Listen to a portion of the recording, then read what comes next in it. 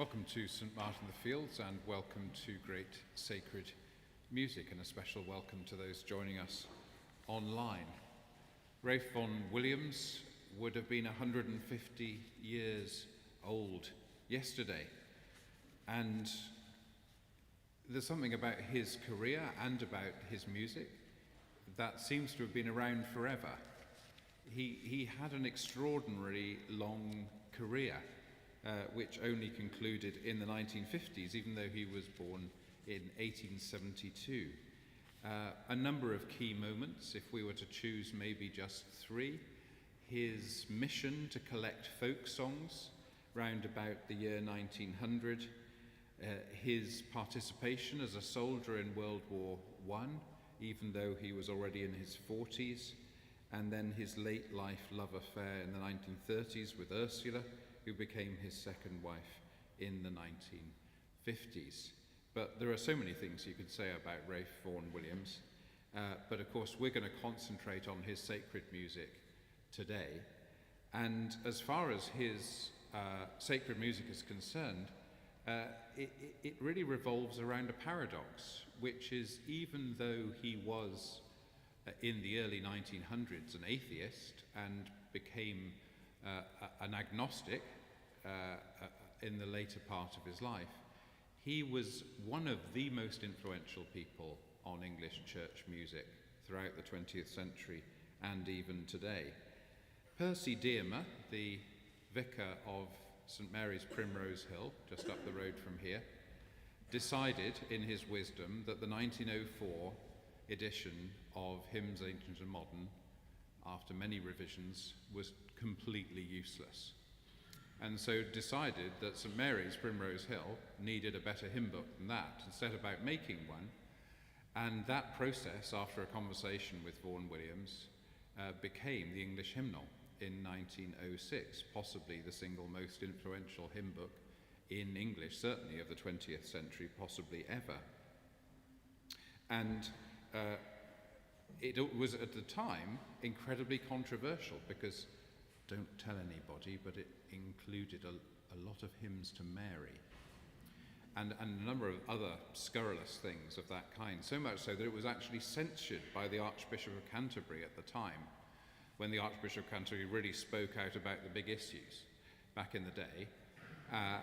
And they produced an abridged version in 1907, the following year, with all the naughty bits taken out, as it were.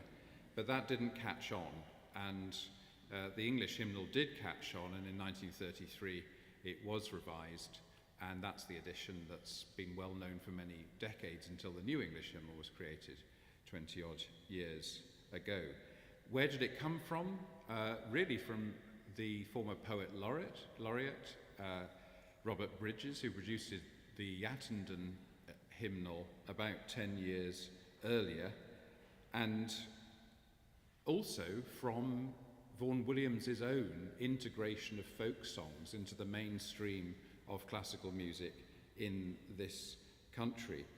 Also, he was about 32 at the time, his incredibly wide range of musical connections, so he could just write to Gustav Holst and say, "We'll have a couple of new hymn tunes, please," and then he'd have them a couple of months later. So it's our tradition at Great Sacred Music to begin by singing a hymn together, and we're going to sing a typical one of these remarkable English hymnal compositions. Typical because it feels like it's been around forever, and you think, oh, that hymn was written surely hundreds of years ago. Well, the hymn "Come Down, O Love Divine," which you can find on the inside of your sheets, was written hundreds of years ago. It was written in the 14th century, in fact, in Italy. But it wasn't translated into English until 1861. And then Vaughan Williams composed the tune for the English hymnal, 1906, and he named the tune after the village of his birth in Gloucestershire. And this hymn, rather poignantly, was sung at Vaughan Williams's funeral in Westminster Abbey in 1958, just as his ashes were being interred in Musicians' Corner. We remain seated, the voices stand and lead us as we sing together, "Come Down, O Love Divine."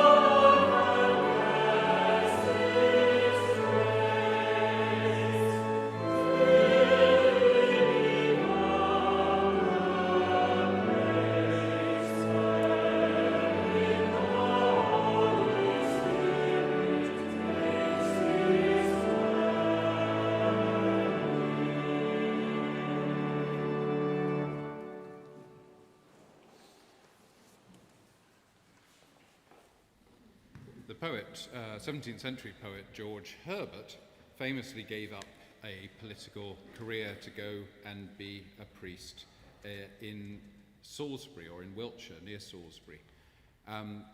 Most importantly, before he embarked on that political career, he used to live round the corner from here and attend St Martin the Fields Church. But if you do the math and work out the dates, you'll realise that the St Martin's Church that George Herbert attended was not this building. It was the previous St Martin's built on this site, because this church was only consecrated in 1726, and George Herbert was hanging around a good 100 years before that. Anyhow, when Vaughan Williams had finished his project of the English hymnal and looking around for something else to do, he landed on writing the 5 mystical songs. The 5 mystical songs were written between 1906 and 1911. The work sets 4 poems because one of the poems, Easter, was divided into 2 parts, and all of the poems come from Herbert's 1633 collection, The Temple. What's most significant, of course, about this collection is, this setting, is that it was arranged by none other than the great BBC producer and musical impresario, our very own conductor today, Andrew Earis. Then we're also going to have a second piece, this one from Pilgrim's Progress by John Bunyan. This is a section in which Mr.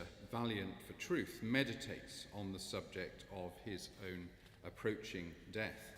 If you listen closely to the singing that we're about to hear, we'll hear a reflection on him passing into heaven, and the voices will emulate the trumpets sounding for him on the other side. So 2 sacred pieces, one, both in different ways from the 17th century, both reflecting on the life of faith.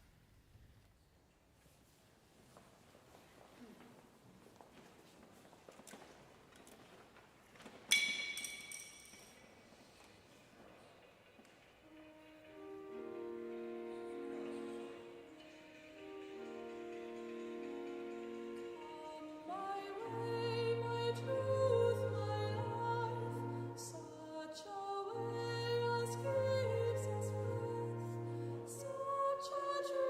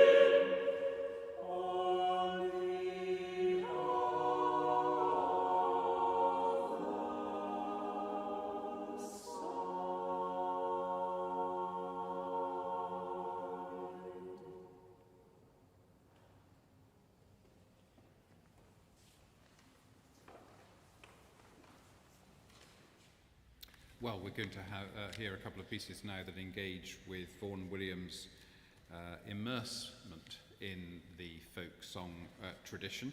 The first you may recognise from Twelfth Night, Shakespeare, the song Come Away Death, sung by Feste the Fool. And then the second, a Norfolk folk song originally, Just as the Tide Was Flowing.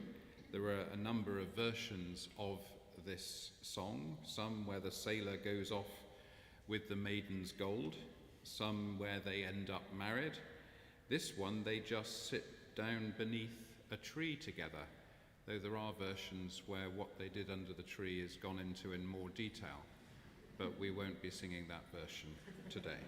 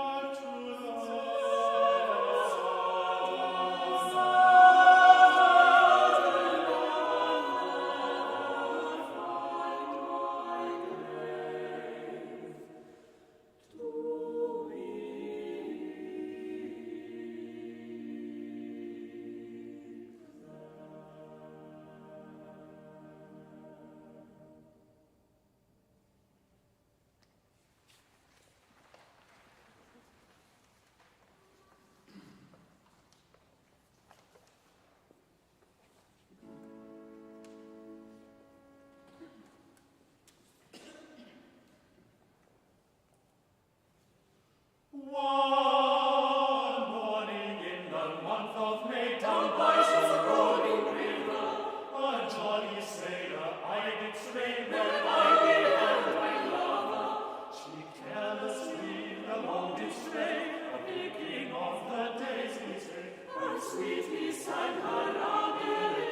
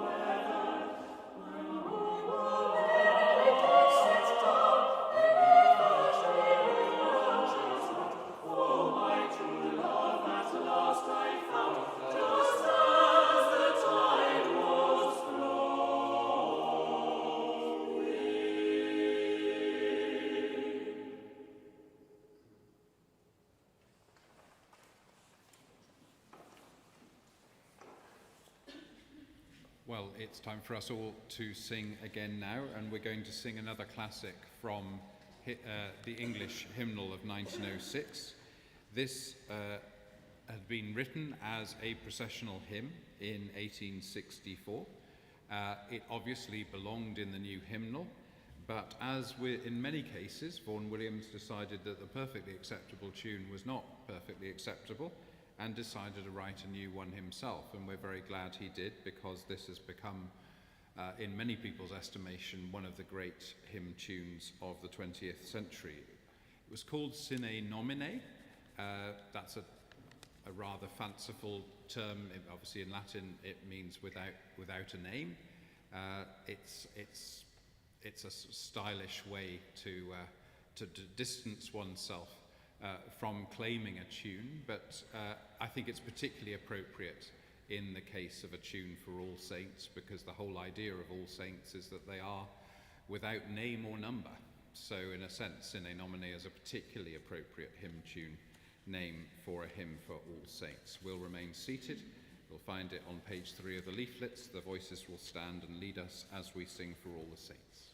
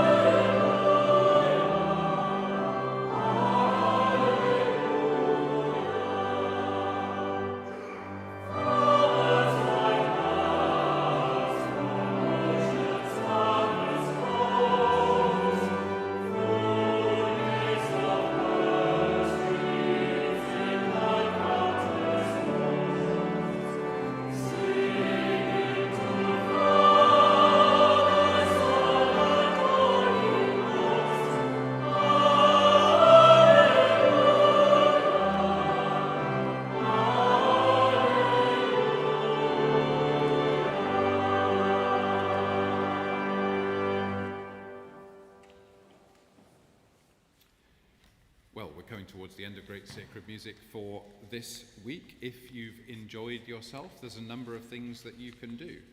You can make a donation in the retiring collection as you leave, and there is no excuse, because we don't just take cash, we take texts, we take visits to the website, we take a swipe of a card. There is no escape whatsoever.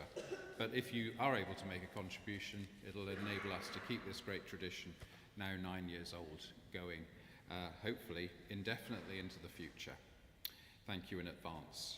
There's other things you can do. You can come back next week for a child's prayer, this time at 1 o'clock, same time on Thursday, Taverner's composition. Quite solemn, but nonetheless to be enjoyed.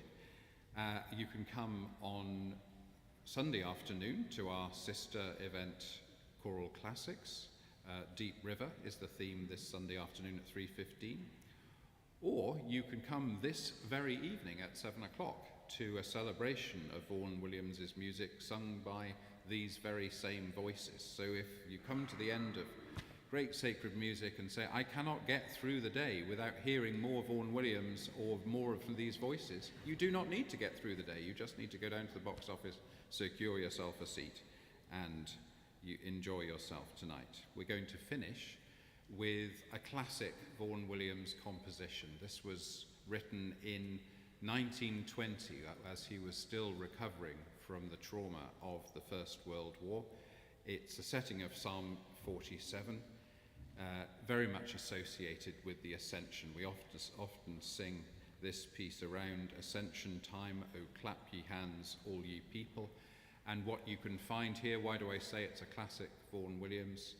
Because he was so much admired for weaving together contemporary and ancient themes and styles, which is why, just as the first piece, O Taste and See, that we heard at the beginning, just so in this piece, you feel like this piece of music has been around forever, and yet it still feels as fresh as the first time it was composed. Thanks for joining us.